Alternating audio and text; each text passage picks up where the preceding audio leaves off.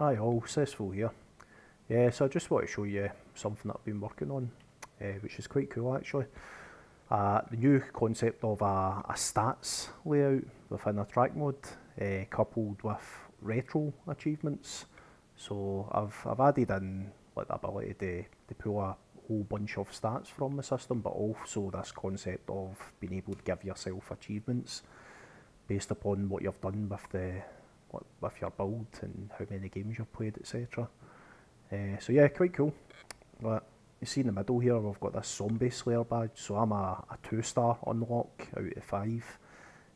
So based upon my total game playtime, I've played more than 4 hours, but I've played less than a day worth of playtime. So I've only unlocked the 2-star badge, whereas the 1-star badge would be under an hour of playtime, I think it was, and that would be your newbie badge. So yeah, quite cool. The more you play, the more you unlock, but it also gives us the ability to think about other badges. So could be like favourites, amount of games you've added, your favourites, or the amount percentage of your library that you've played. So you might have 500 games, but you've only played 10. But if you'd played 100 of those 500, you might unlock a certain badge. Or the more games that you continually play through your library, the more of those favourite badges you might unlock. So yeah, it's really cool.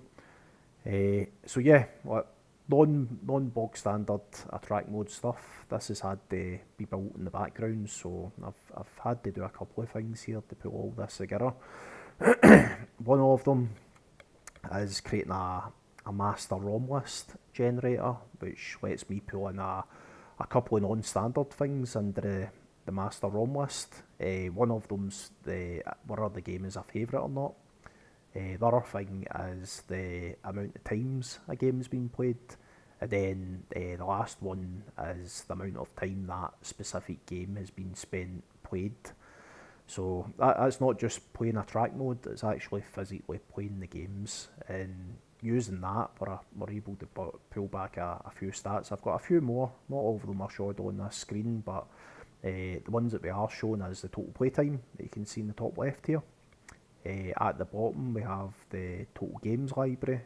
So that's quite easy to pull back the total games library anyway. But based upon the total games and the amount of games that were physically played, in the history of using a track mode, we can then determine the amount of unplayed games we have in the library. And we also store that in the background. We're not showing it in this layout, we show it as a percentage. So it's about 0.6% of the library this works out about. So yeah, really cool. And a couple other cool things that we're doing is, as part of this wee C# script that I've created in the background, we're building up a second ROM list. So we're doing a stats ROM list so that we can show this grid layout and pull back they're essentially stats, I guess, but interactable stats. So the first one is the favourite system. So I'm a PC gamer, I love my PC games, so obviously I'm going to be Windows is going to be my favourite system here. So you can see this is where I spend the majority of my playtime. So it's interactable in that it's a grid layout, it's got a ROM list behind it, so we can actually enter it. So if I press enter, or I press A in my controller, I've been taken into the PC gamer layout.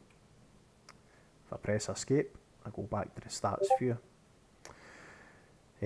My favourite systems, so that is basically pulling up the total game time for each system, and like collaborating all that total individual games playtime for the system together to then determine which of all the systems has the most total playtime. So yeah, for me it's PC games. For you it could be maybe arcade PC or something, or maybe like PlayStation 3, or maybe MAME something, I don't know, but yeah, it'll be different for everybody.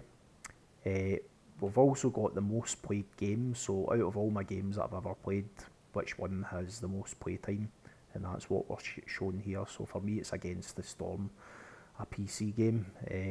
I recently cleared my stats list, so it's saying 9 hours playtime here, total playtime, but that's only because that's since the last time I cleared it all out. If I was to clear out again, it'd be down to 0 hours, 0 days, 0 minutes. We're also pulling in the last played game, so for me it's Strider 2. I'll just show you quickly that updating. So if I go in, let's go into arcade, we'll go in Capcom again, and we'll pick another game, so maybe Star Gladiator. If we go back to the stats layout now,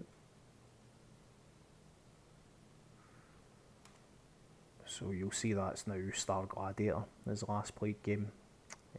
We can try something different as well, so if we go into handhelds, so let's say Ant Bully for the Game Boy Advance.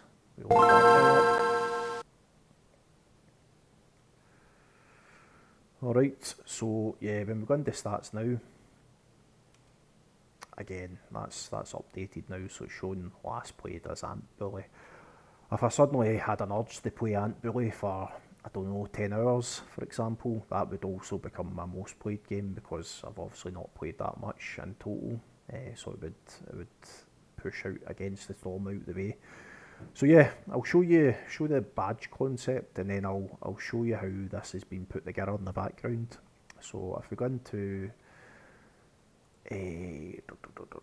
achievements, yeah, we're storing a bunch of badges, right? So like these are the only badges I'm using just now, these golden ones, and these are currently based upon your total game time. So if I'd only played a total of under an hour, I would be a newbie, so that would be my 1-star badge. If I'd played under 4 hours, or more than 4 hours, sorry, I would be a zombie slayer, so that's what I'm currently at. I'm a 2-star unlock. If I'd played more than a day, I think it is, it would be a Megamind, so that would be my 3-star badge. My 4-star badge is a week worth of play time, so that's a survivalist. And then finally, the elite gamer, so the epitome, the 4K 60 FPS elite gamer. So I think that's a month's worth of total play time, which is quite a lot. But yeah, it requires dedication to unlock these badges.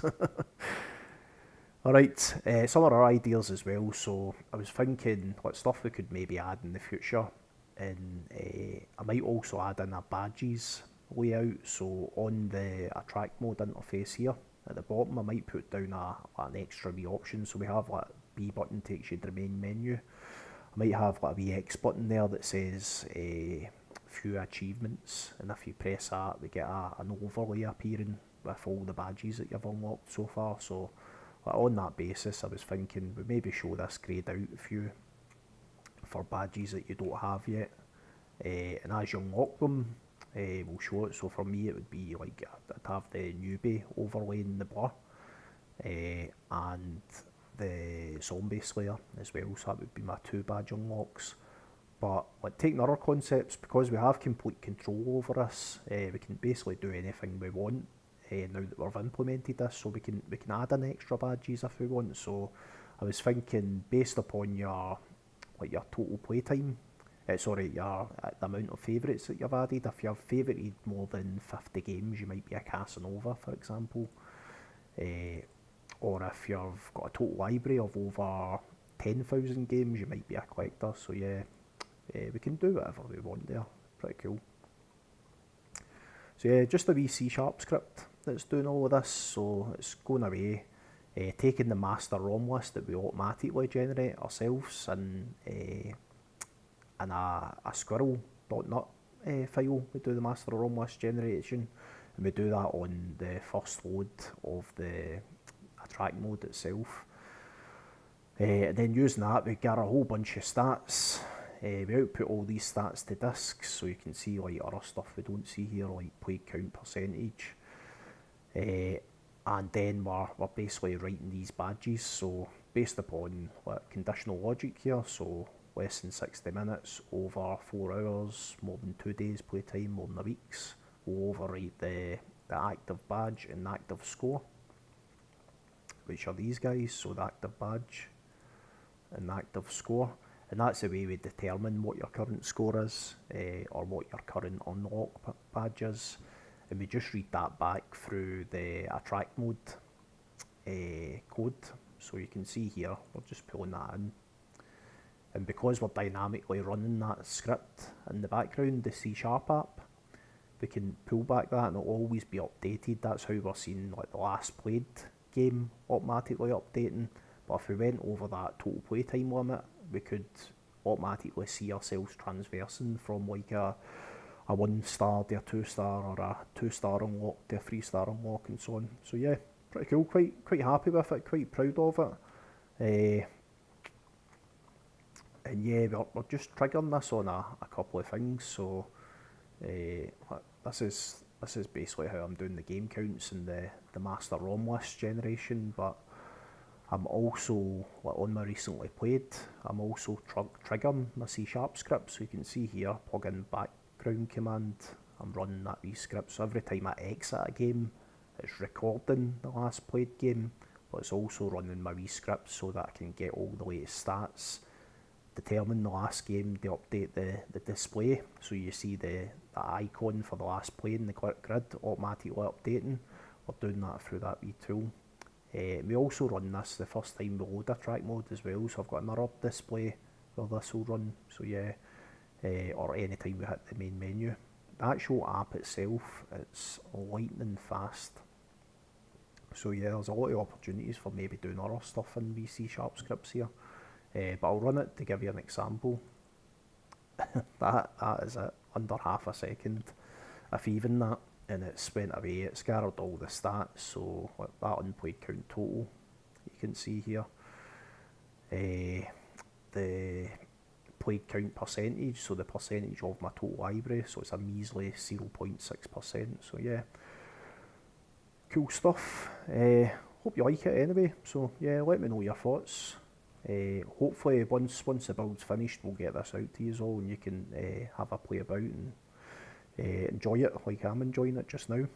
Alright, cheers all, thank you very much, bye bye.